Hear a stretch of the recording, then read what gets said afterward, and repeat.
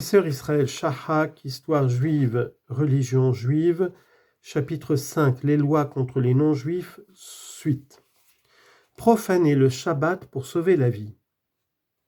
Profaner le Shabbat, c'est-à-dire effectuer un travail qui est en principe interdit le samedi, devient un devoir si cela est nécessaire pour sauver la vie d'un juif.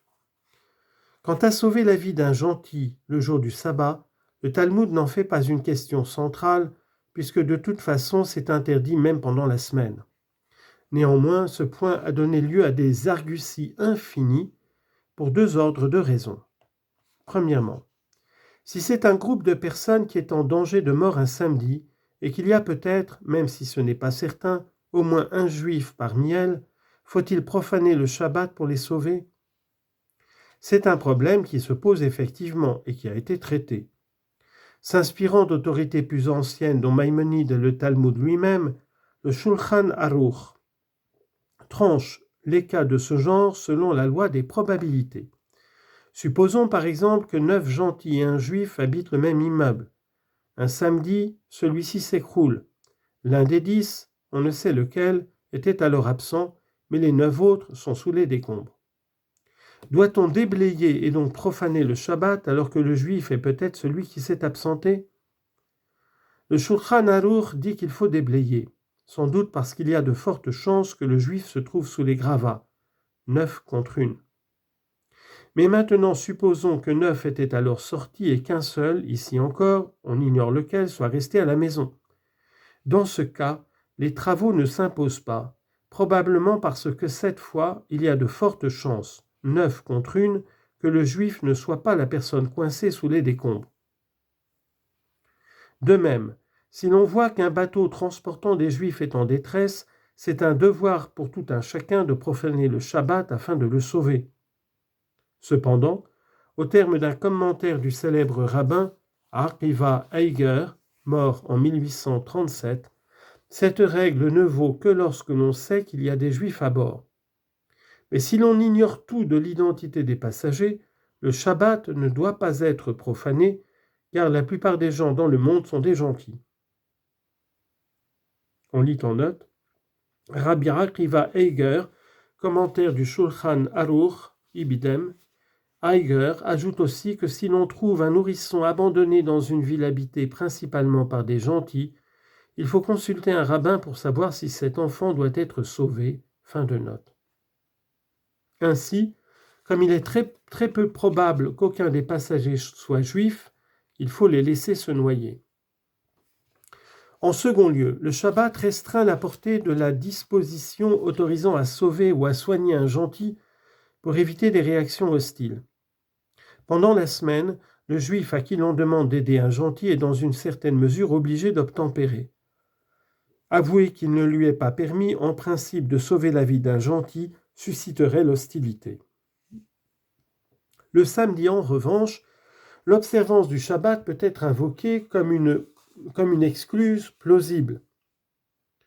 Un cas exemplaire discuté en long et en large par le Talmud est celui de la sage-femme juive priée d'accoucher une non-juive. Il en ressort que cette sage-femme peut accorder son assistance un jour de semaine, de crainte d'hostilité, mais que le samedi elle doit refuser car elle peut s'excuser en disant « Il ne nous est pas permis de profaner le Shabbat que pour les nôtres qui eux aussi sanctifient le Shabbat. Et pour les vôtres qui ne l'observent pas, nous n'avons pas cette autorisation. »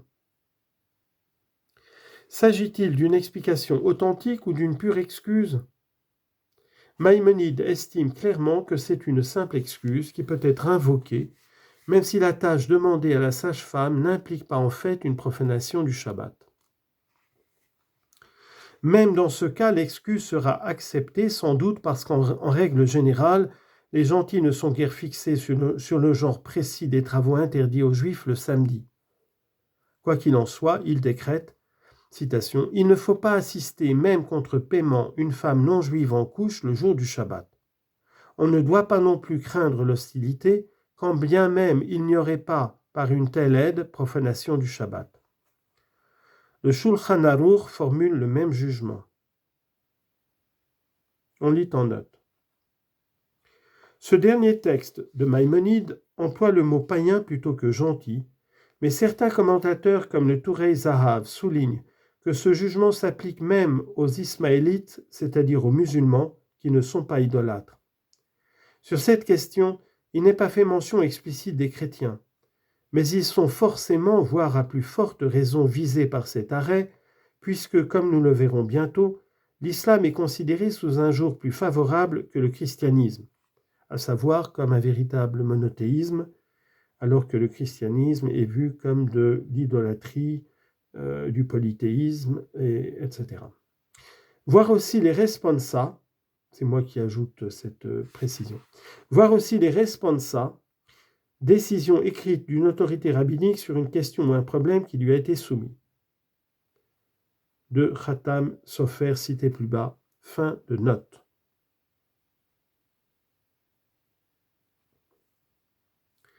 Néanmoins, l'on ne pouvait pas toujours compter sur l'efficacité de ce type d'excuse pour conjurer l'hostilité des gentils. Certaines autorités rabbiniques, et non des moindres, mirent donc de l'eau dans leur vin et autorisèrent les médecins juifs à soigner des gentils le samedi, même si cela impliquait l'accomplissement d'activités normalement interdites ce jour-là. Cet adoucissement des règles concernait surtout les malades, non juifs, riches et puissants, qu'il n'était pas si facile de berner et dont l'hostilité pouvait être redoutable.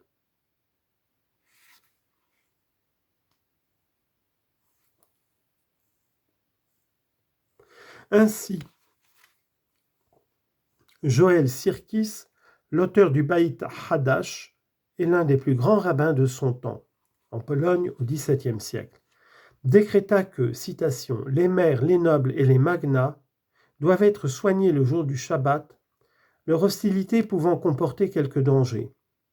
Mais dans les autres cas, surtout si une excuse évasive suffit, le médecin juif commettrait un péché insupportable en soignant un gentil ce jour-là. » Quelques années plus tard, un arrêt semblable fut rendu dans la ville de Metz, dont les deux rives étaient reliées par un pont flottant.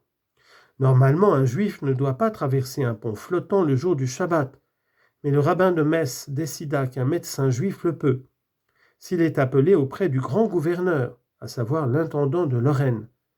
Le médecin en question, au vu et au su de toute la ville, passait ce pont pour se rendre chez ses patients juifs.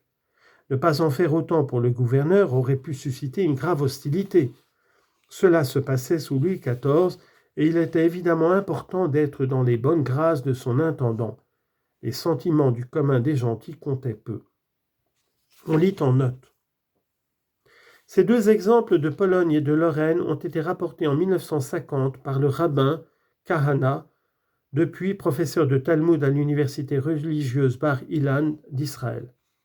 Dans son article « La médecine dans la littérature halachiste post-talmudique », édition Sinaï, volume 27, 1950, page 221, il signale aussi le cas suivant. Dans l'Italie du XIXe siècle, jusqu'en 1848, une loi des États du pape interdisait aux médecins juifs de soigner des gentils. Elle fut abolie par la République romaine de 1848 ainsi que toutes les autres lois discriminatoires à l'égard des Juifs.